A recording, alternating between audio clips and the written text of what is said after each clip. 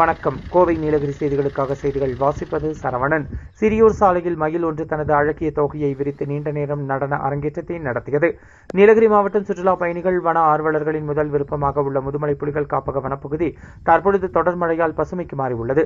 இங்கு புலிகள், சிறுத்தைகள், யானைகள், கரடிகள், காட்டெருமைகள், மான்கள், மயில்கள் ஆகியவற்றை காண முடிகிறது. சாலையோரங்களில் சில சமயங்களில் காட்சி தந்து சுற்றுலா பயணிகளுக்கு ஆனந்த அதிர்ச்சியை தருகின்றன. இந்த நிலையில் சீகூர் வனப்பகுதிக்கு உட்பட்ட ஆனைக்கட்டி சிறியூர் சாலையில் பசுமையான வனப்பகுதியில் இதமான காலநிலை நிலவியதால் மயில் ஒன்று தனது அழகிய தோகையை விரித்து நீண்ட நேரம் நடனமாடியது. இந்த பகுதி வாகன நெரிசல் இல்லாத வனப்பகுதி என்பதால் இந்த மயில் தன்னை மறந்து நீண்ட நேரம் தனது அற்புதமான நடனத்தை அரங்கேற்றியது. கோவை நீலகிரி செய்திகளுக்காக எமது சிறப்பு செய்தி ஆசிரியர் தமிழ் வெங்கடேசன்.